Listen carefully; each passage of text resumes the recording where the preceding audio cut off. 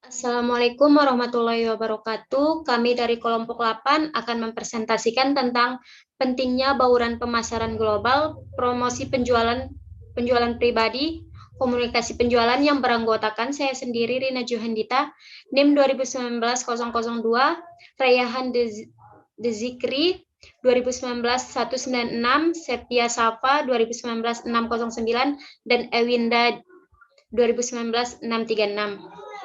Next. Yang pertama di sini ada promosi penjualan. Di sini ada 3 promosi penjualan. Yang pertama, promosi penjualan mengacu pada program komunikasi dagang, perdagangan atau konsumen berbayar dengan durasi terbatas yang menambah nilai nyata pada produk atau merek.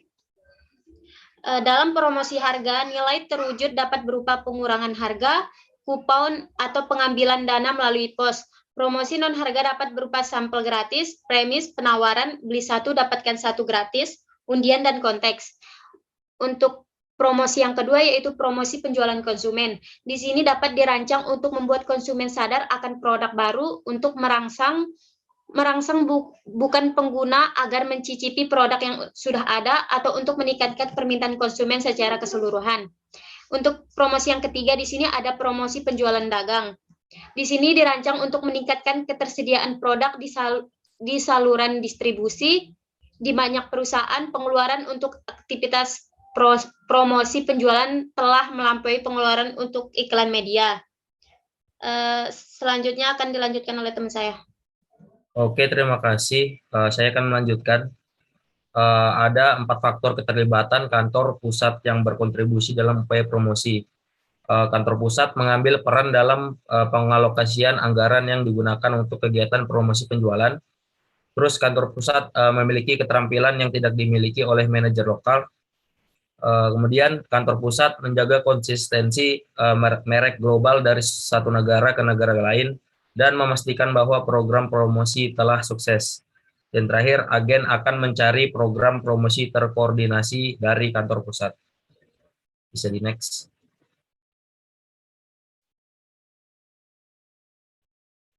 Oke, kemudian faktor yang harus diperhitungkan ketika menentukan promosi, mana yang harus dilokalkan. Negara dengan pembangunan ekonomi yang rendah dan pendapatan yang rendah. Kemudian melihat kematangan pasar, kemudian mengetahui persepsi lokal tentang alat promosi, dan mengetahui peraturan lokal di negara-negara tertentu. Oke, mungkin selanjutnya dijelaskan oleh rekan saya, Sepia. Oke, selanjutnya yaitu mengenai penjualan pribadi. Penjualan pribadi ini adalah komunikasi orang ke orang antara perwakilan perusahaan dan juga calon pembeli. Nah, upaya komunikasi penjualan ini difokuskan pada menginformasikan dan membujuk prospek dengan tujuan jangka pendek untuk melakukan penjualan dan tujuan jangka panjang untuk membangun hubungan dengan pembeli tersebut. Jadi secara tidak langsung penjualan pribadi ini biasanya itu bersifat door to door. Jadi dari perusahaan akan bertemu langsung kepada calon konsumen yang dituju, seperti itu. Nah, untuk penjualan pribadi ini telah dibilang populer karena di negara-negara itu telah diterapkan. Ada berbagai negara yang telah menerapkan penjualan pribadi karena sulitnya mendapatkan izin untuk melakukan periklan. Namun tantangan bagi suatu perusahaan yang melakukan penjualan pribadi ini juga terbilang sulit karena mereka harus mengejar penjualan pribadi dengan biaya yang rendah di luar negeri. Karena tidak semua negara itu memberikan izin yang mudah dalam melakukan periklanan. Selanjutnya yaitu mengenai tantangan dalam penjualan pribadi. Dalam tantangan ini terbagi menjadi 3, yaitu yang pertama adalah resiko politik. Yang kedua yaitu fluktuasi mata uang, dan yang ketiga rintangan peraturan, serta yang terakhir itu adalah pasar yang tidak diketahui. Jadi dalam melakukan penjualan pribadi itu, selain mereka memang mendapatkan benefit, di sini juga mendapatkan tantangan. Yang pertama yaitu resiko politik. Resiko politik ini yaitu pemerintah yang tidak stabil di suatu negara ini dapat mengubah sebuah aturan dalam kegiatan penjualan. Oleh karena itu, dalam mendirikan operasi baru di negara asing itu memang sangat sulit jika terjadi suatu hal yang kurang jelas, dan apalagi perusahaan asing itu harus mengikuti setiap ketentuan politik yang ada di negara tersebut. Jadi di sini memang kita harus beradaptasi dengan adanya politik di negara yang kita tuju. Yang kedua yaitu adalah fluktuasi mata uang. Jadi fluktuasi mata uang ini ada banyak contoh di mana pada upaya penjualan perusahaan itu tergelincir bukan karena ketidakefektifan atau kurangnya peluang pasar, tetapi terjadi karena fluktuasi nilai mata uang. Contohnya pada pertengahan 1980-an ada pada pangsa pasar global menurun ketika kekuatan dolar itu menurun juga, sehingga di sini menyebabkan fluktuasi mata uang. Selanjutnya yaitu rintangan peraturan.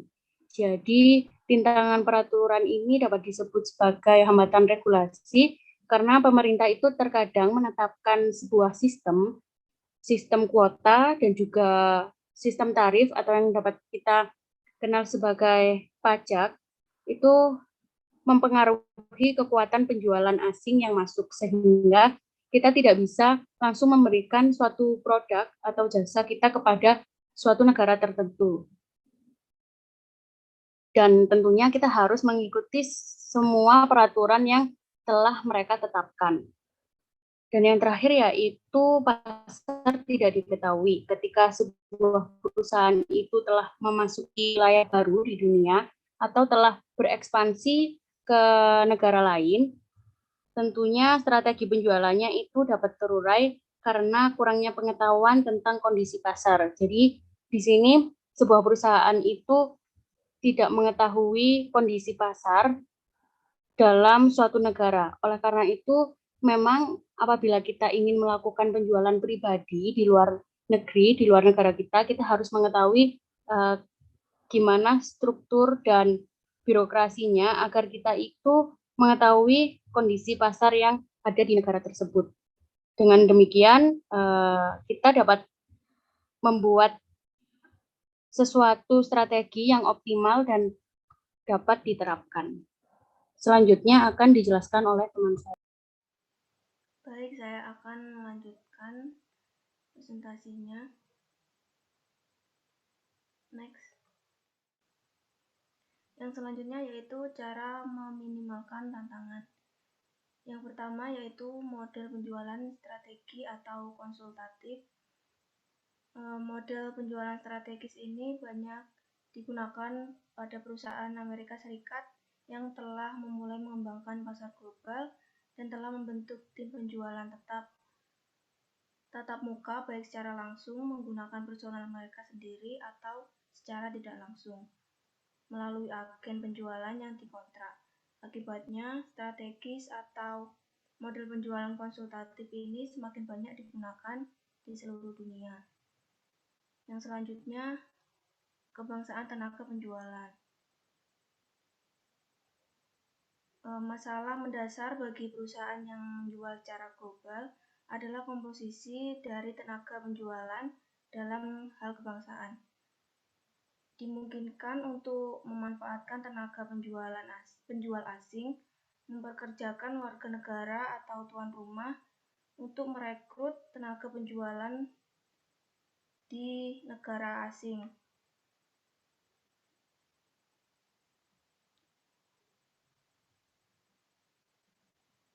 Alternatifnya adalah membangun tenaga penjualan dengan personal negara tuan rumah. Penduduk setempat menawarkan beberapa keuntungan termasuk pengetahuan mendalam tentang pasar dan lingkungan bisnis, keterampilan bahasa, dan pengetahuan budaya lokal yang unggul. Next. Yang selanjutnya yaitu komunikasi pemasaran. Di sini ada pemasaran langsung, media pendukung, acara sponsor, dan penempatan produk. Untuk pemasaran langsung sendiri itu berupa informasial, teleshopping, dan televisi interaktif. Informasial adalah bentuk program televisi berbayar di mana produk tertentu dipertunjukkan, dijelaskan, dan ditawarkan untuk dijual kepada pemirsa yang menelpon nomor bebas pulsa yang ditampilkan di layar. Kemudian teleshopping adalah versi lain dari TV shopping. Kita bisa memesan barang melalui telepon, membayarnya dengan kartu kredit, dan barangnya akan dikirim ke rumah beberapa hari kemudian. Kemudian televisi interaktif, yaitu merupakan televisi dengan jaringan internet aktif. Selanjutnya untuk media pendukung tradisional termasuk transit dan iklan billboard. Untuk acara sponsor ini berbentuk komunikasi pemasaran yang semakin populer di mana perusahaan membayar biaya agar namanya dikaitkan dengan acara, tim atau asosiasi atletik atau fasilitas olahraga tertentu. Yang terakhir yaitu penempatan produk. Penempatan produk ini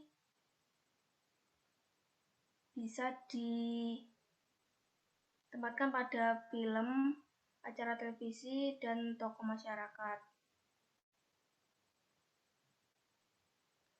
Contohnya dalam penempatan pada televisi,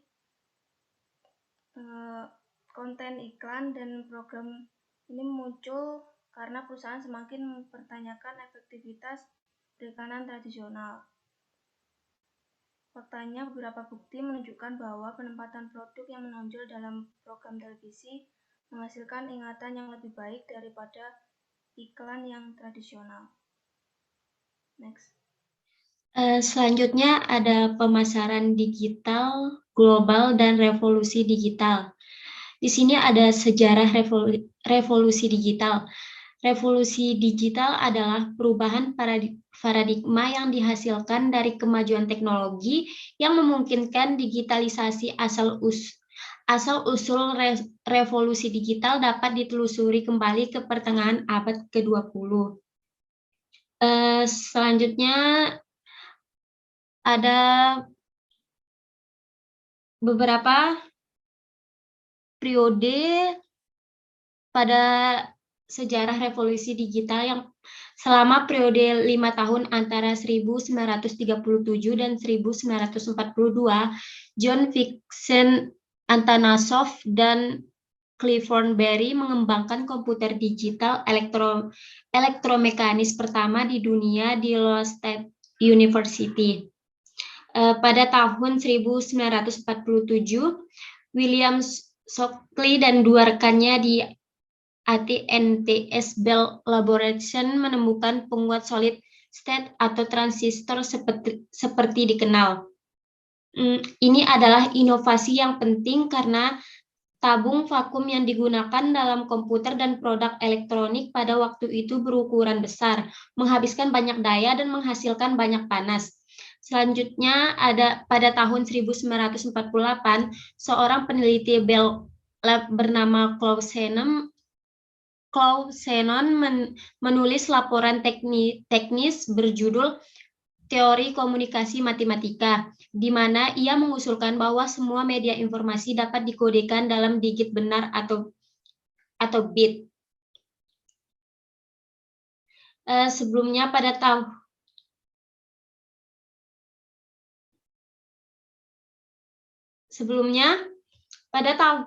1940, Shannon berpendapat dalam disertai doktoralnya bahwa nilai logis benar dan salah dapat dikembangkan dengan 1 dan 0 masing-masing dan bahwa aliran 1 dan 0 dapat mengirimkan media melalui kabel.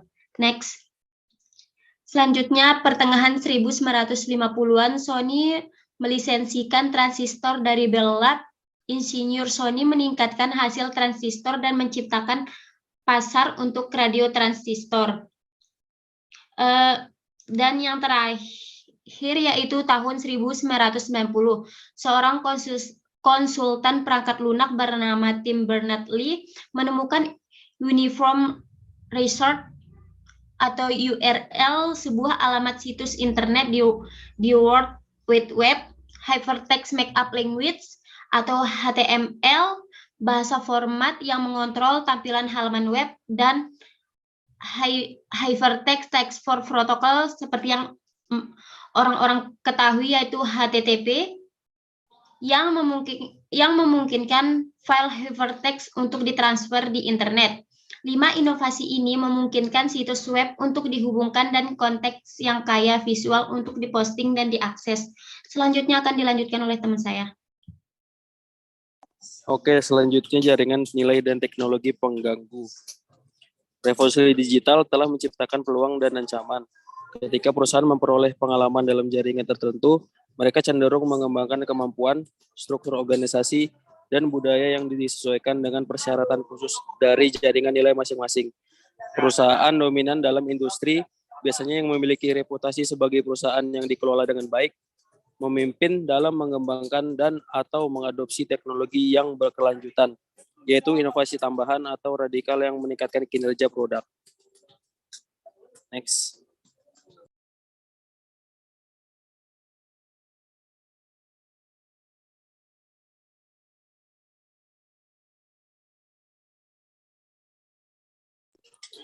Niaga global. Istilah e-commerce mengacu pada pertukaran umum barang dan jasa menggunakan internet atau jaringan online serupa sebagai saluran pemasaran. Penjualan e-commerce global melampaui 1,3 triliun pada tahun 2014. Angka itu mencakup ratusan juta konsumen Cina yang berbelanja online dengan frekuensi yang lebih besar saat penetrasi smartphone meningkat. Menurut Forrester Research, pendapatan penjualan riset online Amerika Serikat mencapai 304 miliar dolar pada tahun 2014, angka yang mewakili sekitar 7% dan total penjualan retail Amerika Serikat.